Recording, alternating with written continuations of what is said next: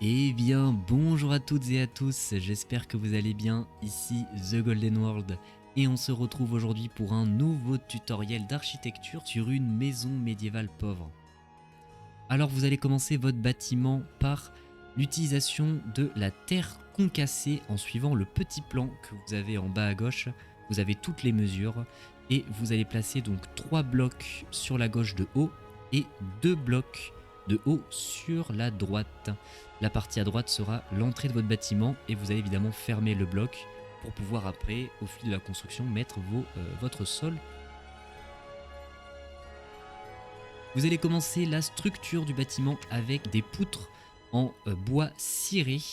Vous allez mettre 4 de haut et 3 de haut sur la partie à droite. Vous allez ensuite utiliser de la terre concassée entourée de bois ciré. Le rendu est super cool puisqu'en fait ça permet d'avoir un bloc toujours dans ce style très pauvre tout en ayant un petit côté structuré et donc ne pas avoir des murs totalement plats.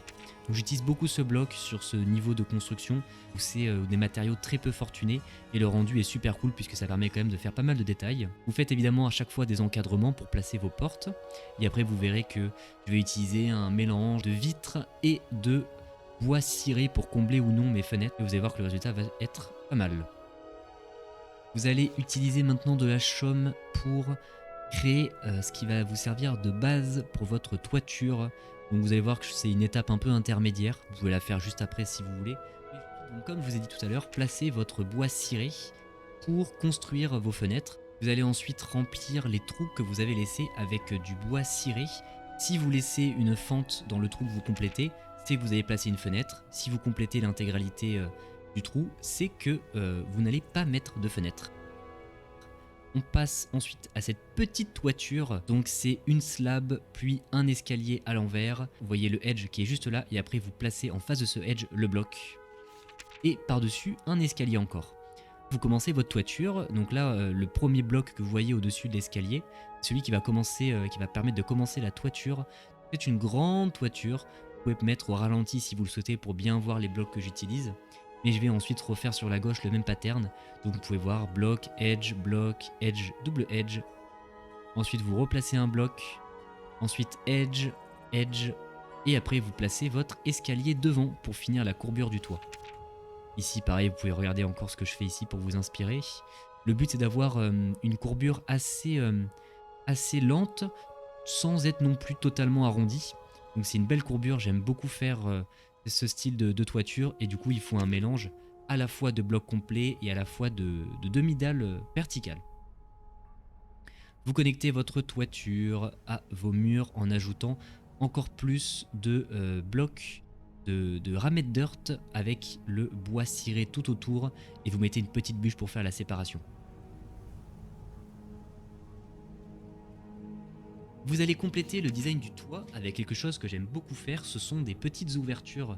Je trouve que ça rend toujours super bien sur les bâtiments médiévaux d'avoir des petites connexions comme ça de toiture qui permettent d'avoir un petit peu de lumière dans le grenier naturellement.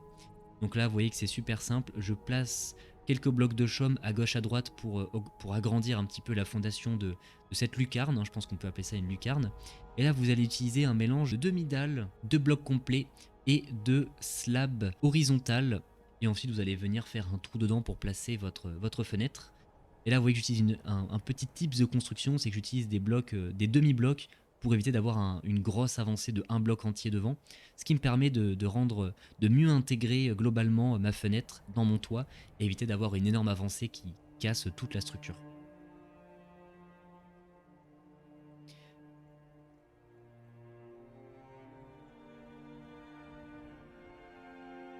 Vous allez maintenant placer vos fenêtres et vos volets pour un résultat final d'extérieur très sympa. Alors moi ce que j'ai bien aimé c'est que vous voyez c'est très varié, hein.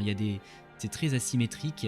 Il y a des côtés où il y a double fenêtre, des côtés où il y a fenêtre simple et par la suite vous allez voir que je vais placer aussi des trapdoors quand ça va être une fenêtre de 1 de haut, sachant que dans Dawn of Time vous avez aussi les tout petits volets, donc c'est à votre convenance. Moi j'aime bien la texture des trappes en bois ciré, donc je les mets souvent comme ça, et ensuite je rajoute un petit edge au dessus pour un super résultat. Vous allez avancer votre entrée pour construire une pergola. C'est quelque chose que je fais systématiquement à chaque fois que je fais un bâtiment médiéval, parce que d'un côté ça me permet d'ajouter encore une fois un peu plus d'asymétrie au bâtiment, mais surtout ça me permet de mettre ensuite des plantes dessus, et vous allez voir quand ça va pousser, ça va laisser transparaître une super couleur verte, et ça permet d'ajouter plus de naturel à votre bâtiment. Et en général quand on fait des bâtiments très pauvres, on apprécie beaucoup mettre beaucoup de végétalisation par dessus. Ensuite on passe au petit balcon devant, un petit trou pour la porte, des petites poutres qui permettent de soutenir le devant, et évidemment vos blocs de balcon que vous allez placer juste devant pour finaliser votre balcon. On passe à la cheminée, c'est quasiment l'incontournable des bâtiments médiévaux. Votre cheminée doit être en stone brick en général, ou vous pouvez la faire en pierre de calcaire. Elle ressort toujours de votre toiture pour apporter encore une fois beaucoup d'asymétrie. C'est hyper important de casser à chaque fois les épaisseurs des murs avec ce genre de grosses structures qui ressortent comme ça ajoute beaucoup de relief et de détails à vos constructions.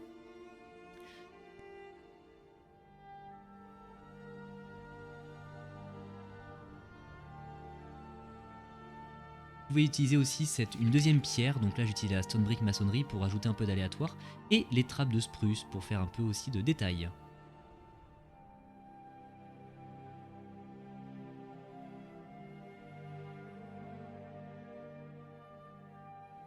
Vous finissez votre toiture avec 3 choses. Première chose, vous ajoutez des treillis en bois ciré pour pouvoir mettre des plantes dessus. Première étape. Deuxième étape, vous allez ajouter des feuilles sur votre toiture, encore une fois pour ajouter des blocs, casser cet aspect trop symétrique de votre toiture.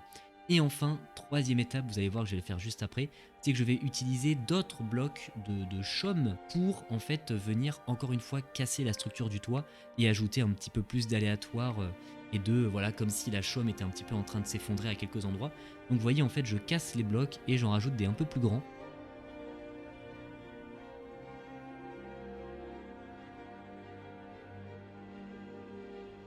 Je vais ajouter un petit peu de détails supplémentaires avec des buissons et des petites trappes pour faire l'entrée et les bougies, le détail ultime qui permet de finir cet extérieur.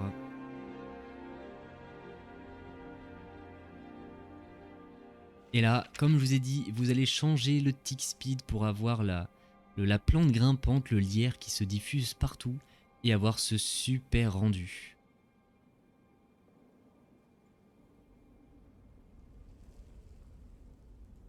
Et voilà, vous avez fini la première partie de ce tutoriel qui était la structure du bâtiment et la décoration extérieure. On passe maintenant à l'intérieur. Vous allez retirer évidemment les blocs immondes de terre concassée et vous allez placer du bois ciré.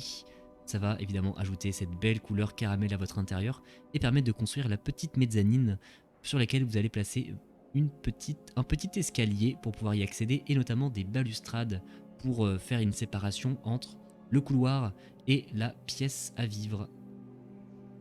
Vous finissez la toiture évidemment, hein, vous laissez pas le truc immonde comme ça à l'air libre.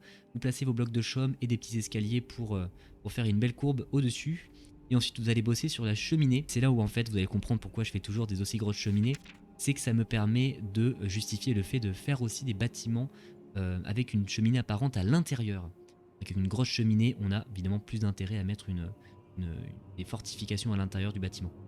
Vous mettez vos petites poutres de renfort pour les plafonds que vous allez mélanger avec support slab qui vont permettre de combler les trous que vous allez avoir dans le plancher. Là vous allez voir, je place ma petite échelle et ensuite je comble les trous avec ce petit bloc magique. On passe au mobilier d'intérieur, donc je mets des lits. Donc là c'est vraiment à votre convenance, hein. Là c'est le moment où vous avez carte blanche. Moi j'ai mis des petits tapis, voilà, j'aurais peut-être pas dû parce que ça donne un aspect un peu plus riche à la maison, alors que c'est censé être un bâtiment pauvre, mais j'arrive pas à m'empêcher de faire de beaux intérieurs, hein. Vous m'en voudrez pas j'espère.